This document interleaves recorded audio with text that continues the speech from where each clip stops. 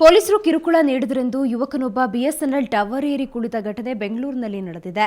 Prasad alias ಬಟಾಣಿ tower ಏರಿದ ಯುವಕ ಮಾಗಡಿ ರಸ್ತೆಯಲ್ಲಿರೋ ಕೆಪಿ ಅಗ್ರಹಾರ ಪೊಲೀಸ್ ಠಾಣಾ ಮುಂಭಾಗದಲ್ಲಿರೋ 30 ಅಡಿ ಎತ್ತರದ ಬಿಎಸ್ಎನ್ಎಲ್ ಟವರ್ ಏರಿ ಕುಳಿತಿದ್ದ. ಕಳೆದ ರಾತ್ರಿ ಪ್ರಸಾದ್ನನ್ನ ಸಣ್ಣಪುಟ್ಟ ಕೇಸ್ಗಳಿಗೆ ಸಂಬಂಧಿಸಿದಂತೆ ಕೆಪಿ ಅಗ್ರಹಾರ ಪೊಲೀಸರು ಬಂಧಿಸಿದ್ರು. ಇದನ್ನು ವಿರೋಧಿಸಿ ಪ್ರಸಾದ್ ಟವರ್ ಏರಿ ಆತ್ಮಹತ್ಯೆ ಮಾಡಿಕೊಳ್ಳಲು ಯತ್ನಿಸ್ತಾ ಇದ್ದ. ನಂತರ ಪೊಲೀಸರು ಹಾಗೂ ಸಾರ್ವಜನಿಕರು ಹರಸಾಹಸ ಪಟ್ಟು ಆತನನ್ನ ಕೆಳಗಿಳಿಸಿದ್ರು. ನಂತರ ಪ್ರಸಾದ್ನನ್ನ ವಶಕ್ಕೆ ತೆಗೆದುಕೊಂಡ ಕೆಪಿ ಅಗ್ರಹಾರ ಪೊಲೀಸರು ವಿಚಾರಣೆಗೆ ಒಳಪಡಿಸಿದ್ರು.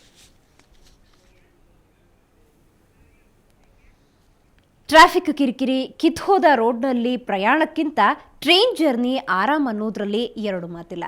ಆದರೆ ಕ್ಯೂನಲ್ಲಿ ನಿಂತು ಟ್ರೈನ್ ಟಿಕೆಟ್ ಪಡೆಯೋದೇ ದೊಡ್ಡ ತಲೆನೋವು. ಆದರೆ ಇನ್ನು ಮುಂದೆ ಪ್ರಯಾಣಿಕರು ಟಿಕೆಟ್ಗಾಗಿ ಪರದಾಡುವಂತಿಲ್ಲ. ರೈಲ್ವೆ ಸ್ಟೇಷನ್ಗೂ ಹೋಗೋ ಅಗತ್ಯ ಇಲ್ಲ. ರೈಲ್ವೆ ಸಿಬ್ಬಂದಿಯೇ ನೀವಿರುವಲ್ಲಿಗೆ ಬರ್ತಾರೆ.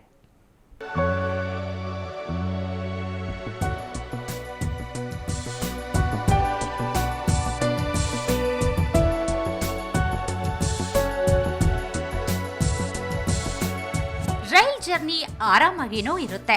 ಆದ್ರೆ ರೈಲಲ್ಲಿ ಹೋಗೋ ಮುನ್ನ ಟಿಕೆಟ್ ಪಡೆಯಲು ಕ್ಯೂ ನಿಂತು ಕಿರಿಕಿರಿ ಅನುಭವಿಸೋದು ಬಹಳಷ್ಟು ಜನರಿಗೆ ತಪ್ಪೋದಿಲ್ಲ. ಅದರಲ್ಲೂ ಹಳ್ಳಿ ಜನರಿಗೆ, ಸ್ಟೇಷನ್ನಿಂದ ದೂರದಲ್ಲಿರೋರಿಗೆ, ಇಂಟರ್ನೆಟ್ ಗೊತ್ತಿಲ್ಲದವರಿಗೆ ಇದರ ಕಷ್ಟ ಮತ್ತಷ್ಟು ಹೆಚ್ಚು. ಇಂಥವರ ಅನುಕೂಲಕ್ಕಾಗಿ ರೈಲ್ವೆ ಇಲಾಖೆ ಹೊಸ ಸೌಕರ್ಯ ಕಲ್ಪಿಸಲು ಮುಂದಾಗಿದೆ. ಟ್ರೈನ್ ಟಿಕೆಟ್ ಅನ್ನ ರೈಲ್ವೆ ಸಿಬ್ಬಂದಿಯೇ ವ್ಯಾನ್ನಲ್ಲಿ ಜನರ ಬಳಿಗೆ ತಂದುಕೊಡೋ ವ್ಯವಸ್ಥೆ ಜಾರಿ ಮಾಡುತ್ತಿದೆ.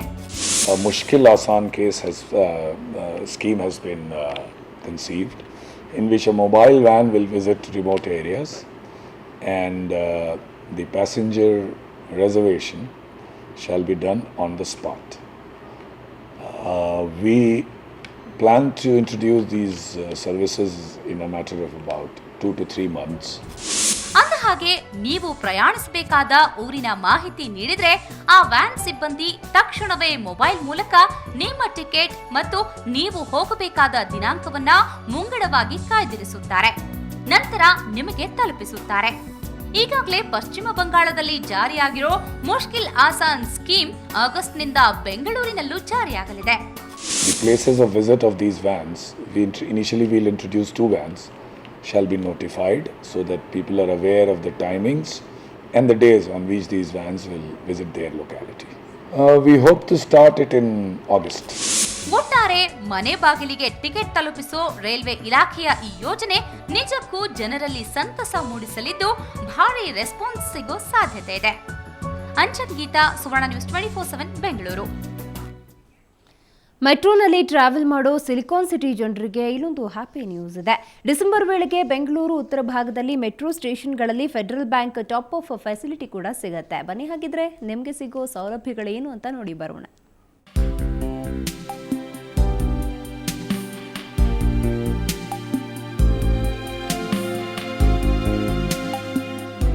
ಸಿಲಿಕಾನ್ ಸಿಟಿಯ ಉತ್ತರ ಭಾಗದಲ್ಲಿ ಪ್ರಮುಖ ಕೈಗಾರಿಕೆ, ವಾಣಿಜ್ಯ ಹಾಗೂ ಜನವಸತಿ ಪ್ರದೇಶಗಳಿವೆ.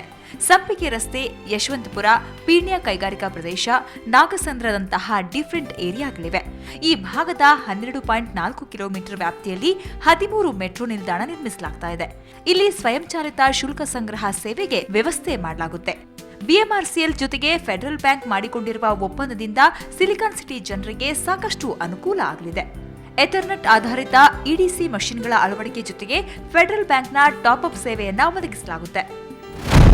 ಈ ಮೆಟ್ರೋ ಸ್ಟೇಷನ್ಗಳಲ್ಲಿ ಎಟಿಎಂ ಸೌಲಭ್ಯ ಇರುತ್ತೆ.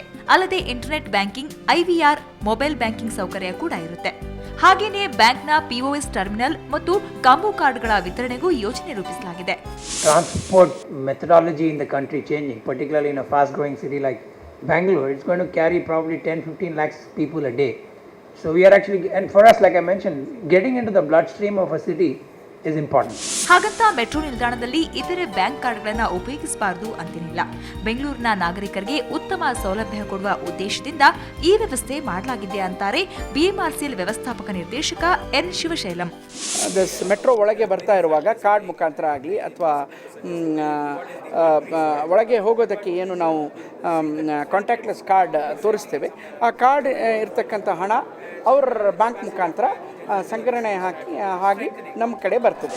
ಈ ಯೋಜನೆಗಳೆಲ್ಲ 2014ರ ಹೊತ್ತಿಗೆ ಪೂರ್ಣಗೊಳ್ಳುತ್ತೆ ಅನ್ನುವ ಭರವಸೆಯನ್ನ ಬಿಎಂಆರ್ಸಿಎಲ್ ನೀಡಿದೆ. ಒಂದು ವೇಳೆ ಆ ಭರವಸೆ ಯಶಸ್ವಿಯಾದಲ್ಲಿ ನಮ್ಮ ಮೆಟ್ರೋ ಇನ್ನಷ್ಟು ಜನರ ಮೆಚ್ಚುಗೆ ಪಡೆಯಲಿದೆ. ಶ್ರೇಯಾ ಶೆಟ್ಟಿ, ಸುವರ್ಣ ಸುದ್ದಿವಾಹಿನಿ, ಬೆಂಗಳೂರು. ಇನ್ನು ಮುಂಬೈ ಮೂಲದ ಯುವತಿ ಮೇಲೆ ಅತ್ಯಾಚಾರ ಎಸಗಿದ್ದ ನೈಜೀರಿಯಾ ಮೂಲದ ಆರೋಪಿಗಳನ್ನು ಹೊಸಕೋಟೆಯ ಅವಲಹಳ್ಳಿ ಪೊಲೀಸರು ಬಂಧಿಸಿದ್ದಾರೆ. ನೈಜೀರಿಯಾದ ಪ್ರಿನ್ಸ್ ಜಾನ್ ಬಂಧಿತ. ಕೆಆರ್ಪುರಂನ ಗಾರ್ಡನ್ ಸಿಟಿ ಕಾಲೇಜಿನಲ್ಲಿ ಓದ್ತಾ ಇದ್ದ ಗ್ರೇಸಿ ಮೇಲೆ ಮೇ 13ರಂದು ಜಾನ್ ಅತ್ಯಾಚಾರ ಎಸಗಿ ಕೊಲೆ ಬೆದರಿಕೆಯನ್ನು ಹಾಕಿದ್ದ. ಹೀಗಾಗಿ ಮುಂಬೈಗೆ ತೆರಳಿದ್ದ ಗ್ರೇಸಿ ನೆರೋಲಾ ಠಾಣೆಯಲ್ಲಿ ದೂರನ್ನು ನೀಡಿದ್ಲು. ಪ್ರಕರಣ ದಾಖಲಿಸಿಕೊಂಡ ಪೊಲೀಸರು ಬೆಂಗಳೂರು ಪೊಲೀಸರಿಗೆ ತನಿಖೆಗೆ ಮನವಿ ಮಾಡಿದ್ರು. ಜಂಟಿ ಕಾರ್ಯಾಚರಣೆ ನಡೆಸಿದ ಅವಲಹಳ್ಳಿ ಹಾಗೂ ಕೆಆರ್ಪುರಂ ಪೊಲೀಸರು ಆರೋಪಿಯ ಹೆಡೆ ಮುರಿಕಟ್ಟಿದ್ದಾರೆ.